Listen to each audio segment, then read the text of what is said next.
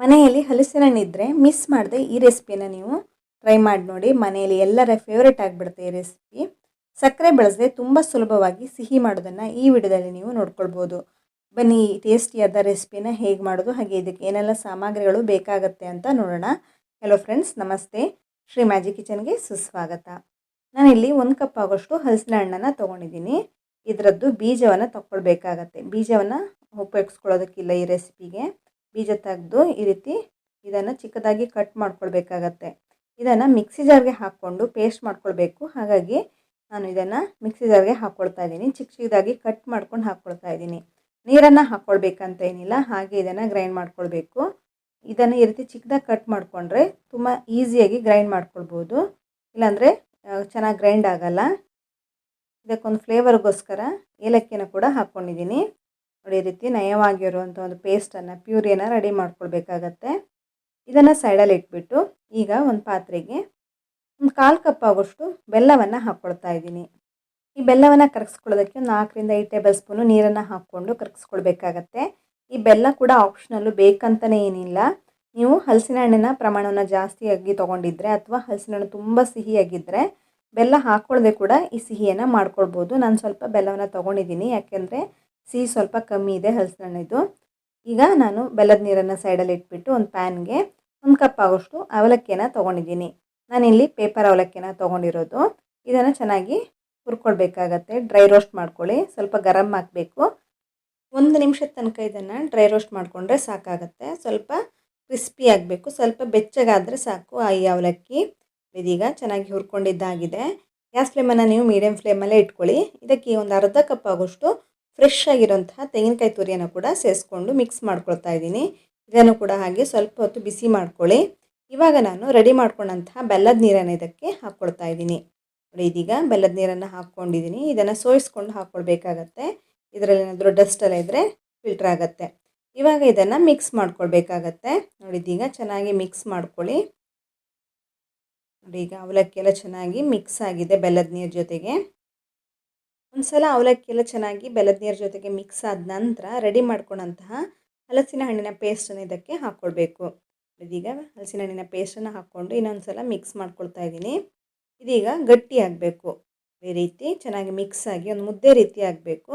ಸ್ವಲ್ಪ ನೀರಿನ ಅಂಶ ಇದೆ, ಅದೆಲ್ಲ ಸ್ವಲ್ಪ ಡ್ರೈ ಆಗಿಬಿಟ್ಟು ಗಟ್ಟಿಯಾಗೋ ತನಕ ಮಿಕ್ಸ್ ಮಾಡ್ಕೊಳ್ತಾ ಬನ್ನಿ. ಈ ರೀತಿ ಒಂದು ಮುದ್ದೆ ರೀತಿ ಆಗ್ತಾಯಿದೆ. ಕಂಪ್ಲೀಟಾಗಿ ಗಟ್ಟಿಯಾಗಿದೆ, ನೀರಿನ ಅಂಶ ಎಲ್ಲ ಹೋಗಿದೆ. ಈ ರೀತಿ ಆದ ನಂತರ ಗ್ಯಾಸ್ ಫ್ಲೇಮನ್ನು ಆಫ್ ಮಾಡಿಬಿಟ್ಟು ಸೈಡಲ್ಲಿ ಇಟ್ಟಿರೋಣ ಈ ಮಿಶ್ರಣವನ್ನು. ಈಗ ಒಂದು ಪಾತ್ರೆಗೆ ಅರ್ಧ ಕಪ್ ಆಗೋಷ್ಟು ಅಕ್ಕಿ ಹಿಟ್ಟನ್ನು ಹಾಕ್ಕೊಂಡಿದ್ದೀನಿ. ಹಾಗೆ 1/4 ಕಪ್ ಆಗೋಷ್ಟು ನೀರನ್ನು ಕೂಡ ಸೇರಿಸ್ಕೊಳ್ತಾ ಇದ್ದೀನಿ. ಚಿಟಿಕೆ ಆಗೋಷ್ಟು ಉಪ್ಪನ್ನು ಇದಕ್ಕೆ ಹಾಕ್ಕೊಳ್ಬೇಕಾಗತ್ತೆ ರುಚಿಗೆ. ಜಾಸ್ತಿ ಏನು ಹಾಕ್ಕೊಳ್ಬೇಕಂತೇನಿಲ್ಲ. ಇವಾಗ ಇದನ್ನು ಮಿಕ್ಸ್ ಮಾಡ್ಕೊಳ್ಬೇಕು. ನೀರು ಕಮ್ಮಿ ಅನಿಸಿದ್ರೆ ನೀರನ್ನು ಹಾಕ್ಕೊಳ್ಬೋದು, ಬೇಕನ್ಸಿದ್ರೆ ಮಾತ್ರ ನೀರನ್ನು ಹಾಕ್ಕೊಳ್ಳಿ. ದೋಸೆ ಹಿಟ್ಟಿನ ಹದದಲ್ಲಿ ಈ ಹಿಟ್ಟನ್ನು ರೆಡಿ ಮಾಡ್ಕೊಳ್ಬೇಕಾಗತ್ತೆ. ನೀರು ಜಾಸ್ತಿ ಹಾಕ್ಕೊಳ್ಳೋದಕ್ಕೆ ಹೋಗಬೇಡಿ. ದೋಸೆ ಹಿಟ್ಟು ಅಥವಾ ಇಡ್ಲಿ ಹಿಟ್ಟಿನ ಹದದಲ್ಲಿ ಇದನ್ನು ರೆಡಿ ಮಾಡ್ಕೊಳ್ಳಿ. ತುಂಬ ನೀರೆಲ್ಲ ಮಾಡ್ಕೊಳ್ಳೋದಕ್ಕೆ ಹೋಗಬೇಡಿ. ನೋಡಿದೀಗ ರೆಡಿ ಮಾಡ್ಕೊಂಡಿದ್ದಾಗಿದೆ. ಈ ರೀತಿ ಒಂದು ಸಲ ಮಿಕ್ಸ್ ಮಾಡ್ಕೊಂಡ ನಂತರ ಚಿಟಿಕೆ ಉಪ್ಪನ್ನು ಸೇರಿಸ್ಕೊಳ್ಬೋದು. ಬೇಕನ್ಸಿದ್ರೆ ಹಾಕ್ಕೊಳ್ಳಿ, ಕಮ್ಮಿ ಅನಿಸಿದ್ರೆ ಉಪ್ಪನ್ನು ಹಾಕ್ಕೊಂಡು ಒಂದು ಸಲ ಚೆಕ್ ಮಾಡಿ ನೋಡ್ಕೊಳ್ಳಿ. ಕಮ್ಮಿ ಅನಿಸಿದ್ರೆ ಹಾಕ್ಕೊಳ್ಳಿ. ಇವಾಗ 1 ಟೇಬಲ್ ಸ್ಪೂನ್ ಆಗೋಷ್ಟು ಇದಕ್ಕೆ ನಾನು ಬಿಳಿ ಎಳ್ಳನ್ನು ಹಾಕ್ಕೊಂಡು ಮಿಕ್ಸ್ ಮಾಡ್ಕೊಂಡಿದ್ದೀನಿ. ಇದನ್ನೀಗ ಸೈಡಲ್ಲಿ ಇಟ್ಬಿಟ್ಟು ನಾನು ತಣ್ಣಗಾಗೋದಕ್ಕೆ ಇಟ್ಟಿದ್ದೀನಲ್ಲ ಹಲಸಿನ ಹಣ್ಣಿನ ಈ ಮಿಶ್ರಣವನ್ನು ಈಗ ತಗೊಂಡಿದ್ದೀನಿ. ನೋಡಿದೀಗ ಉಂಡೆಗಳನ್ನಾಗಿ ಮಾಡ್ಕೊಳ್ತಾ ಇದ್ದೀನಿ. ಚಿಕ್ಕ ಚಿಕ್ಕ ಉಂಡೆಗಳನ್ನಾಗಿ ಮಾಡ್ಕೊಳ್ಳಿ. ಸ್ವಲ್ಪ ದೊಡ್ಡ ಸೈಜಲ್ಲಿ ಬೇಕಾದರೂ ಮಾಡ್ಕೊಳ್ಬೋದು. ನಿಮ್ಗೆ ಯಾವ ಸೈಜಲ್ಲಿ ಬೇಕೋ ನೋಡಿಕೊಂಡು ಈ ರೀತಿ ಉಂಡೆಗಳನ್ನಾಗಿ ಮಾಡ್ಕೊಳ್ಬೋದು. ನೀವು ಬೇಕಾದರೆ ತುಪ್ಪವನ್ನು ಕೂಡ ಕೈಗೆ ತಾಗಿಸ್ಕೊಳ್ಬೋದು. ಕೈಗೆ ಅಂಟ್ತಾ ಇದ್ದರೆ ಅಂಟ್ಕೊಳ್ಳಲ್ಲ, ಅವಲಕ್ಕಿ ಎಲ್ಲ ಹಾಕ್ಕೊಂಡಿರೋದ್ರಿಂದ ಪರ್ಫೆಕ್ಟಾಗಿ ರೆಡಿಯಾಗಿದೆ. ನೋಡಿ, ಈ ರೀತಿ ಉಂಡೆಗಳನ್ನು ಮಾಡ್ಕೊಂಡು ಇಟ್ಕೊಂಡಿದ್ದೀನಿ. ಎಣ್ಣೆಯನ್ನು ಕೂಡ ಕಾಯೋದಕ್ಕೆ ಇಟ್ಟಿದ್ದೀನಿ. ಎಣ್ಣೆ ಚೆನ್ನಾಗಿ ಕಾಯಬೇಕಾಗತ್ತೆ. ಎಣ್ಣೆ ಕಾದಿದೆಯಲ್ಲ ಒಂದು ಸಲ ಚೆಕ್ ಮಾಡ್ಕೊಂಡು ನೋಡ್ಕೊಳ್ಳಿ.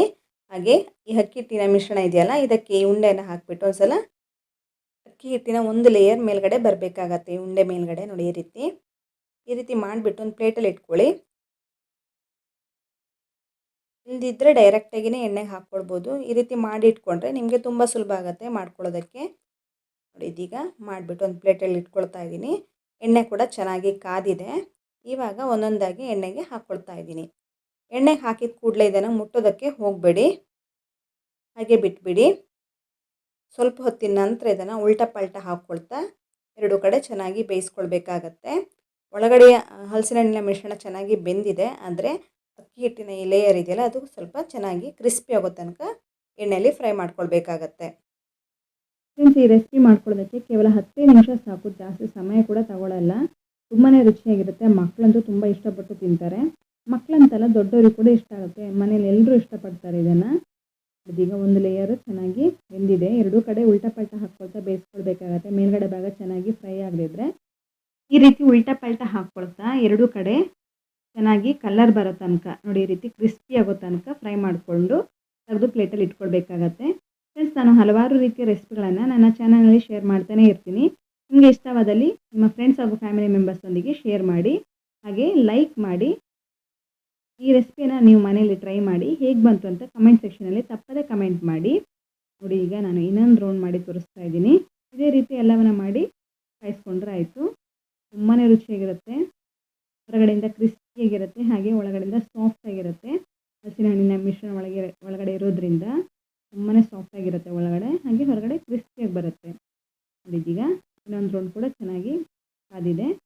ತೆಗೆದು ಪ್ಲೇಟಲ್ಲಿ ಹಾಕ್ಕೊಳ್ತಾ ಇದ್ದೀನಿ. ಎಲ್ಲವನ್ನ ತೆಗೆದು ಒಂದು ಪ್ಲೇಟಲ್ಲಿ ರೆಡಿ ಮಾಡ್ಕೊಂಡು ಇಟ್ಕೊಂಡಿದ್ದೀನಿ. ಜಾಸ್ತಿ ಸಿಹಿ ಕೂಡ ಬೇಕಾದಂತಿಲ್ಲ ಇದನ್ನು ಮಾಡ್ಕೊಳ್ಳೋದಕ್ಕೆ. ಇದೀಗ ರೆಡಿಯಾಗಿದೆ. ಇದನ್ನು ಓಪನ್ ಮಾಡಿ ತೋರಿಸ್ತಾ ಇದ್ದೀನಿ ನೋಡಿ. ಒಳಗಡೆ ಸಾಫ್ಟ್ ಆಗಿದೆ, ಹೊರಗಡೆ ಕ್ರಿಸ್ಪಿಯಾಗಿ ತುಂಬ ರುಚಿಯಾಗಿರುತ್ತೆ. ಫ್ರೆಂಡ್ಸ್, ನೀವು ಈ ವಿಡಿಯೋವನ್ನು ಫೇಸ್ಬುಕ್ಕಿಂದ ನೋಡ್ತಾ ಇದ್ದರೆ ತಪ್ಪದೇ ಫಾಲೋ ಮಾಡ್ಕೊಳ್ಳಿ, ಹಾಗೆ ಯೂಟ್ಯೂಬಿಂದ ನೋಡ್ತಾ ಇದ್ದರೆ ಸಬ್ಸ್ಕ್ರೈಬ್ ಮಾಡ್ಕೊಳ್ಳಿ, ಹಾಗೆ ಪಕ್ಕದಲ್ಲಿರುವಂತಹ ಬೆಲ್ಲೈಕನನ್ನು ಪ್ರೆಸ್ ಮಾಡೋದಕ್ಕೆ ಮರಿಬೇಡಿ. ಲೈಕ್ ಮಾಡಿ, ಶೇರ್ ಮಾಡಿ, ಹಾಗೆ ಕಮೆಂಟ್ ಮಾಡೋದಕ್ಕಂತೂ ಮರಿಲೇಬೇಡಿ.